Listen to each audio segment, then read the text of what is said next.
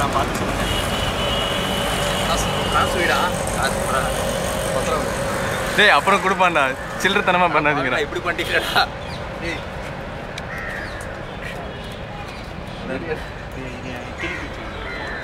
ஆட 10 ரூபா.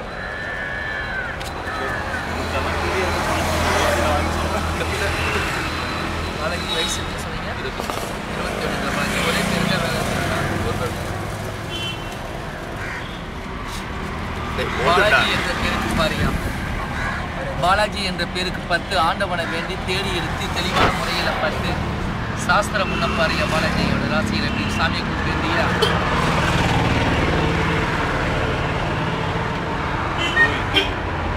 பாலாஜி 10 கூட ஒரு நம்பர் சொல்லுங்க. பாலாஜி 6 சொல்ல வேண்டிய நம்பர் நம்ம கழகம் சொல்லுவாங்க. வந்து படம் யாரோட சொல்லுங்க? 3 அம்மன் படம் இருக்கிறாங்க. அதாவது கருமாரி அம்மன் திருவருகட்டில் வாழ கருமாரி அம்மன், மீனாட்சி அம்மன், காமாட்சி அம்மன் படம்.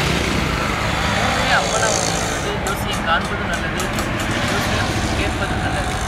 அதாவது உங்களோட பேரமைப்புக்கு அஞ்சாத தொட்டதொரு துணிய கேளுங்க அப்படின்னா துன்பம் தொல்லைகளாக இருந்தது கூட நம்மளுக்கு விட்டு விலகும். பாலாஜி அப்பனே இனி எந்த ஒரு குறையும் உங்களுக்கு வராது. அதாவது வஞ்சனை செய்தவர்கள் பலருண்டு. அதாவது உங்க கூட பழகிட்டே உள்ளத்தில் ஒன்று உதத்தில் ஒன்று பேசினவர்கள் பலருண்டு. உங்களை கெடுக்கலாம், ஒரு குடும்பத்தை அழிக்கலாம் நினைச்சவங்க அழிவாங்க.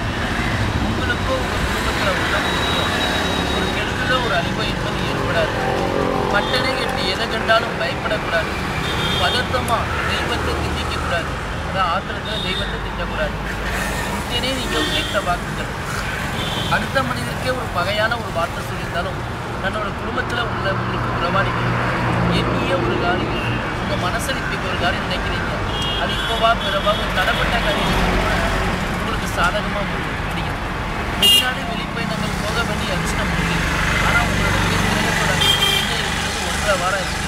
இந்த 1.5 வாரத்துக்குள்ளே நீங்கள் போனீங்கன்னா அவளையே நல்லா இருக்காது. இந்த 1.5 வாரம் கழியணும்.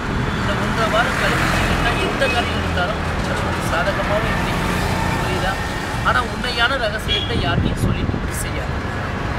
புரியுதா?